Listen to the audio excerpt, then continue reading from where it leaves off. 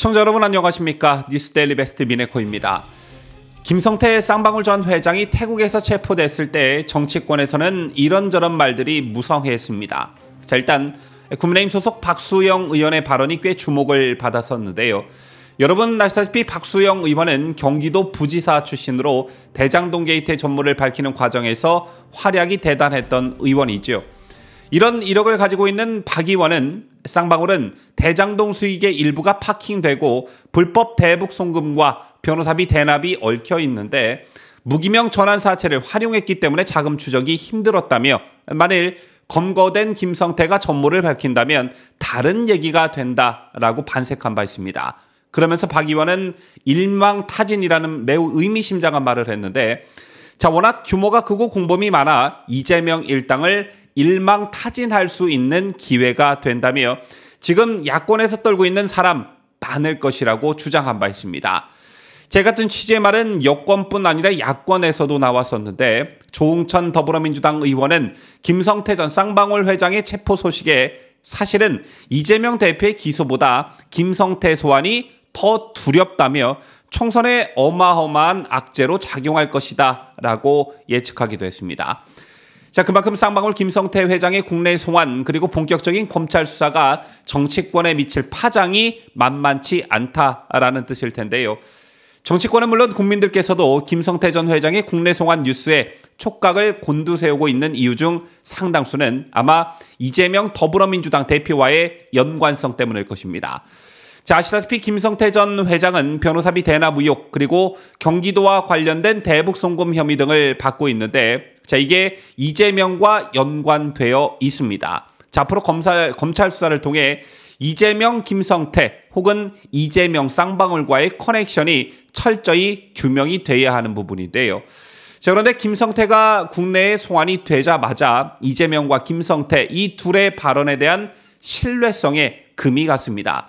쌍방울과 관련된 것이라고는 내의 사입은 것밖에 없다고 말했던 이재명을 전혀 모른다고 말한 김성태. 그런데 이 말을 뱉은 당일 이화영 전 경기부지사 재판에 출석한 쌍방울 전 비서실장이 이재명과 김성태가 가까운 관계였다는 취지의 진술을 했습니다. 자, 그러자 이재명도 약간 태세 전환을 하기 시작했는데 술 먹다가 누가 김성태 전화 바꿔줬다는데 기억이 안 난다 이렇게 말을 했죠. 이를 두고 나중에 뭐가 나올지도 모르는 상황에서 이재명이 밑자락을 깐 것이다 라는 분석이 지배적입니다. 자, 그런데 이것 말고도 앞으로 어마어마한 일이 더 있을 것임을 암시하는 보도가 하나 있었습니다. 자, 일단 김 전 회장은 소환됐지만 아직 태국에는 측근들이 남아 있습니다. 그중 수행비서가 태국에서 캄보디아로 나가려고 하다가 붙잡혔다는 소식 여러분께서도 접하셨을 텐데요.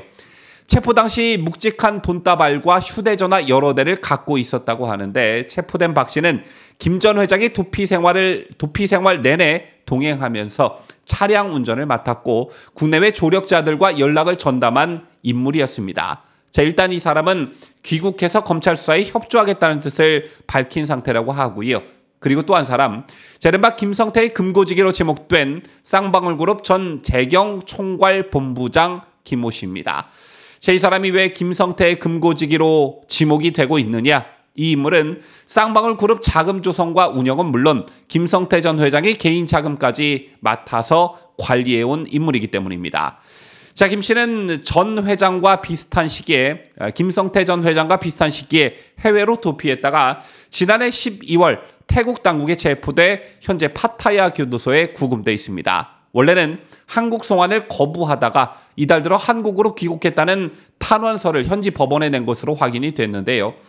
현지 교도소의 열악한 사정 탓에 건강이 악화됐으니 재판을 빨리 진행해달라 한국 검찰 수사에 성실히 임하겠다는 내용이 들어 있었다고 합니다. 그런데 김 전 회장이 현지에서 검거가 되고 사흘 만에 말을 바꿨다고 합니다. 김 씨의 송환 여부를 결정할 재판이 열리자 한 40대 한국인 남성이 나타났다고 하는데요. 그런데 이 남성의 이력이 심상치가 않습니다. 현지에서 일명 대오로 불리는 이 남성은 마약과 폭력 전과가 있다고 알려졌는데요. 이 남성이 금고지기 김 씨에게 오늘 귀국하면 안 된다며 만류했다는 보도가 나왔습니다. 만류가 아니라 일종의 협박이었겠죠. 자, 특히 이날 김씨 재판에는 김성태 전 회장 측에서 선임해 준 걸로 알려진 파타야 최대 로펌 소속 현지인 변호사도 등장했고요.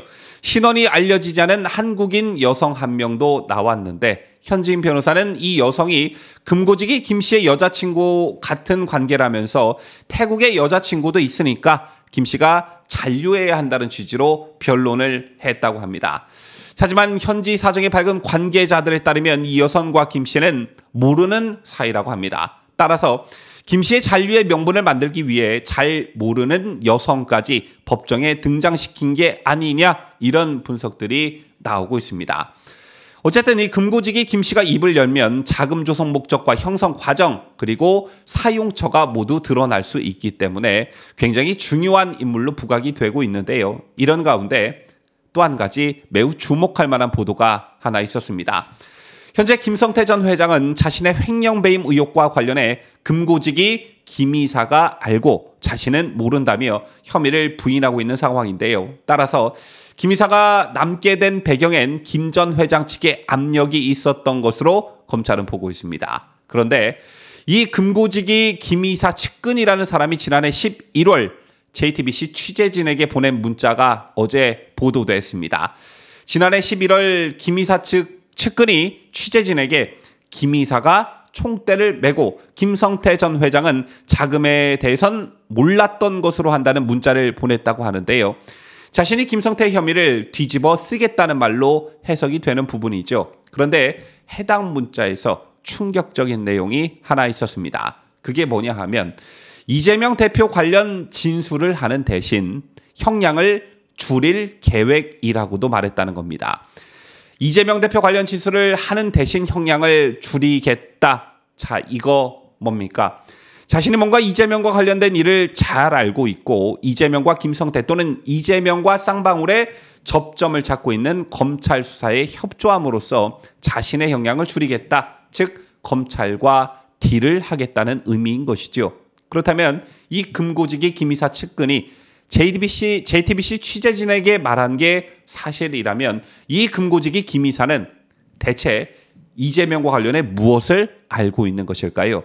관심이 가는 부분이 아닐 수가 없는데 현재 검찰은 김 이사의 귀국을 압박하고 있다고 합니다. 이 부분도 앞으로 관심 있게 지켜봐야 할 사안인 듯하고요. 어제도 전해드렸지만 이재명 사법 리스크에 대한 민심이 흉흉합니다. 여론조사 기관 공정위 실시에 어제 발표한 여론조사 결과에 따르면 이재명 대표의 사법 리스크가 없다는 응답률이 33.2%로 역대 최저치에 다가서는 수치가 나왔습니다. 반면 사법 리스크가 있다는 응답은 57.9%로 과반을 훨씬 넘었는데요. 자, 그런데 여기서 주목할 점 한 가지. 민주당의 핵심 지지 기반인 광주 전남북에서도 사법 리스크가 있다는 응답이 55.6%로 과반을 넘겼다는 점입니다. 전국 수치와 큰 차이가 없다라는 것인데요. 저희 같은 분위기가 고착화되고 있다는 걸 알 수 있는 여론조사가 오늘 또 나왔습니다. 한국갤럽의 여론조사였는데 더불어민주당의 지지율이 20%대로 폭락했습니다. 이를 두고 이재명의 사법 리스크 또 민주당의 이재명에 대한 방탄이 본격적으로 후폭풍을 몰고 오기 시작했다는 분석이 나오고 있습니다. 자, 오늘 한국갤럽이 발표한 정당 지지도를 보면 국민의힘 37%, 더불어민주당 32%, 지지하는 정당 없다라는 무당층은 25%, 정의당 5%로 집계됐습니다. 국민의힘은 전주보다 4%포인트 급등한 반면 민주당은 2%포인트 하락했습니다. 그런데 좀 관심이 가는 부분이 있는데요. 지역별로 특히 주목할 대목은 이재명의 텃밭으로 여겨져 온 인천 경기에서 국민의힘 지지율은 급등한 반면 민주당 지지율은 급락하며 순위가 뒤바뀌어졌다는 점입니다. 지난주 인천 경기 지지율은 국민의힘 29%, 민주당 38%였는데요. 그러던 것이 금주에는 국민의힘 35%, 민주당 29%로 급변했습니다.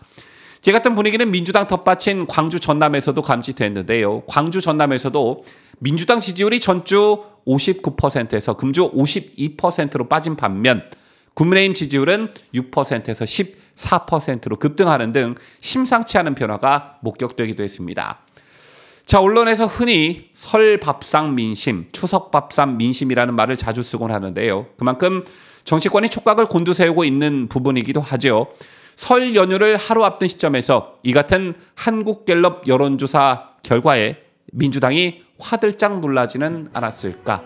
설 연휴가 끝나면 아마도 민주당의 지지율이 한 자릿수로 정의당과 붙어 있지 않을까 조심스레 예상해 봅니다. 지금까지 저는 자유대한민국을 소화하는 뉴스데일리 베스트 민앵커였습니다.